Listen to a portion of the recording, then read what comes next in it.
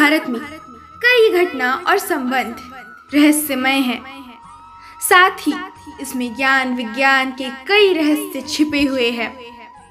महाभारत का हर एक पात्र जीवंत है, चाहे वो कौरव हो, पांडव हो, कर्ण हो, कृष्ण हो, धृष्टद्युम्न हो, शल्य हो, शिखंडी हो या कृपाचार्य हो। महाभारत केवल योद्धाओं की गाथाओं तक सीमित नहीं है। महाभारत से जुड़े श्राप, वचन और आशीर्वाद में भी रहस्य छिपे हैं, क्योंकि महाभारत का हर व्यक्ति रहस्यमय था। तो आज हम ऐसे ही कुछ रहस्यमय व्यक्तियों के विषय में जानेंगे। उससे पूर्व यदि आप इस चैनल पर नए हैं तो चैनल को सब्सक्राइब कीजिए और बेल आइकन को भी अवश्य प्रेस कीजिए, ताकि हमारे नए वीडियो सबसे पहले आपके पास पहुंचे। तो चलिए शुरू करते हैं। संजय महाभारत का एक ऐसा व्यक्ति जो स्वयं कुरुक्षेत्र में नहीं था, किंतु फिर भी उसने महाभारत का संपूर्ण युद्ध अपनी आंखों से देखा। वो है संजय। इनके विषय में तो सभी जानते हैं। संजय के पिता बुनकर थे, इसीलिए उन्हें सूत पुत्र माना जाता था। उन्होंने महर्षि वेदव्यास से दीक्षा लेकर ब्राह्मणत्व ग्रहण किया था। वेदों का अध्ययन करके वे धृतराष्ट्र की राजसभा के सम्मानित मंत्री बन गए थे। कहते हैं कि गीता का उपदेश दो लोगों ने सुना, एक थे अर्जुन और दूसरे संजय। यही नहीं, देवताओं के लिए दुर्लभ विश्व रूप तथा चतुर्भुज रूप का दर्शन भी केवल इन दोनों ने ही किया था। संजय एक स्पष्टतावादी व्यक्ति थे। वे धृतराष्ट्र को सही परामर्श देते रहते थे। एक ओर वे जहाँ शकुनी की कुटिलता के बारे में सजग करते थे, तो दूसरी ओर वे दुर्योधन द्वारा पांडवों के साथ किए जाने वाले असहिष्णु व्यवहार के प्रति भी धृतराष्ट्र को अवगत कराकर आगाह करते थे। वे धृतराष्ट्र के संदेशवाहक भी थे। संजय को दिव्य दृष्टि प्राप्त थी, अतः वे युद्ध क्षेत्र के समस्त दृश्य को महल में बैठे बैठे ही देख सकते थे। नेत्रहीन धृतराष्ट्र ने महाभारत युद्ध का प्रत्येक अंश उनकी वाणी से सुना। धृतराष्ट्र को युद्ध का सजीव वर्णन सुनाने के लिए ही वेदव्यास ने संजय को दिव्य दृष्टि प्रदान की थी। महाभारत युद्ध के पश्चात अनेक वर्षों तक संजय युधिष्ठिर के राज्य में रहे। इसके पश्चात धृतराष्ट्र, गांधारी और कुंती के साथ उन्होंने भी संन्यास ले लिया था। बाद में धृतराष्ट्र की मृत्यु के पश्चात वे हिमालय चले गए, जहां से वे फिर कभी लौटे ही नहीं। सहदेव 5 पांडवों में से 2 नकुल और सहदेव दोनों ही माद्री और अश्विन कुमार के पुत्र थे।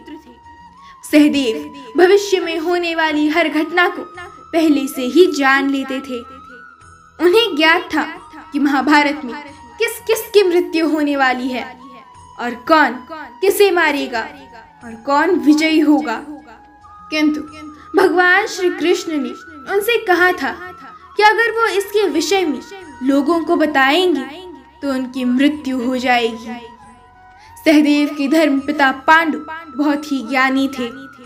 उनकी अंतिम इच्छा थी कि उनके 5 बेटे उनका मस्तिष्क खाए, ताकि उन्होंने जो ज्ञान अर्जित किया है वो उनके पुत्रों में चला जाए।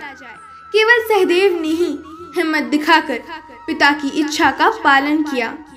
उन्होंने पिता के मस्तिष्क के 3 हिस्से खाए।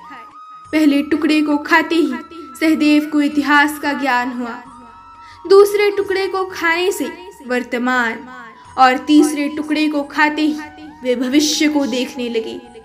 इस तरह वे त्रिकालदर्शी बन गए। बर्बरिक भीम के पौत्र और घटोत्कच का पुत्र था। बर्बरिक दुनिया के सर्वश्रेष्ठ धनुर्धर थे।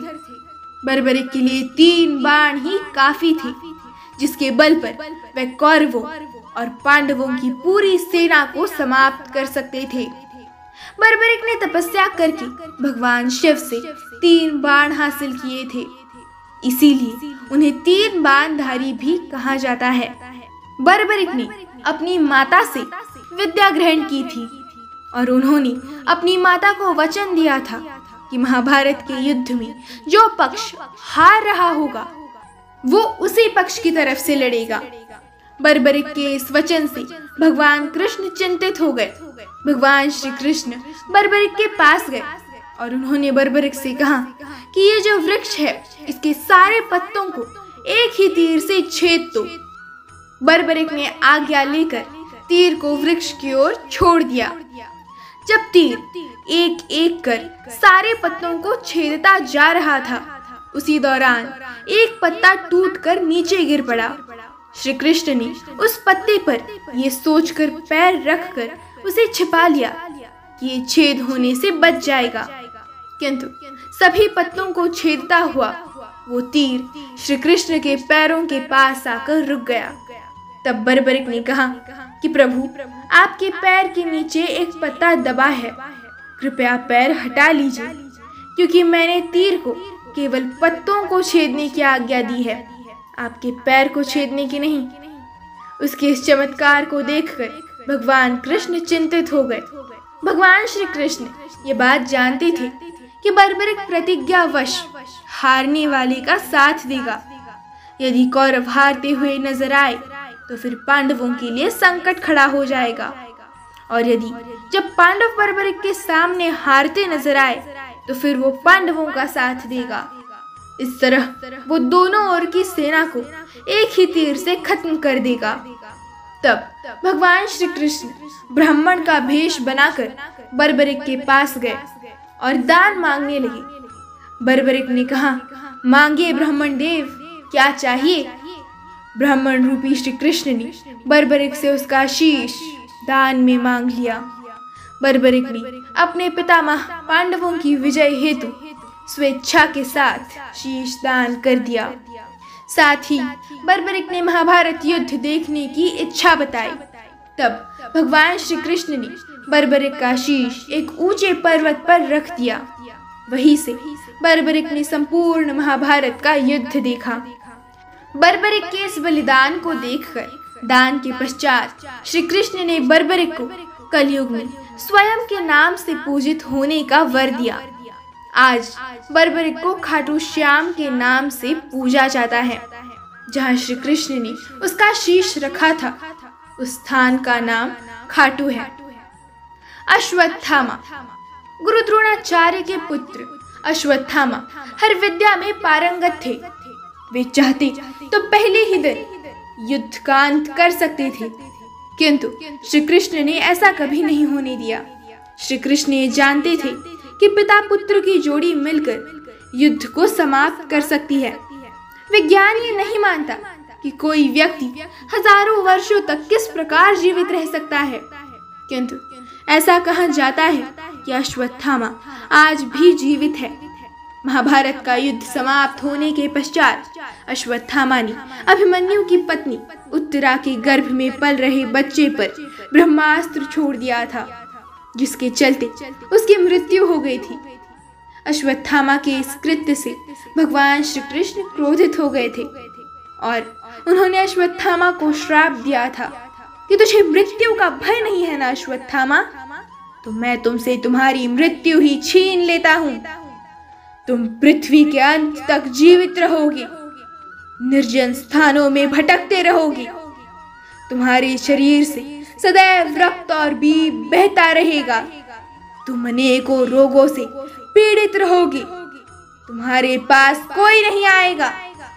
तुम अकेले ही समय के अंत तक पृथ्वी के कोने कोने में भटकते रहोगे अश्वत्थामा। ऐसा कहा जाता है कि भगवान श्री कृष्ण के श्राप के कारण आज भी अश्वत्थामा पृथ्वी के किसी कोने में जीवित भटक रहा है। घटोत्कच। घटोत्कच हजारों हाथियों का बल जिसके पास था, ऐसे भीम और राक्षसी हिडिंबा का पुत्र था।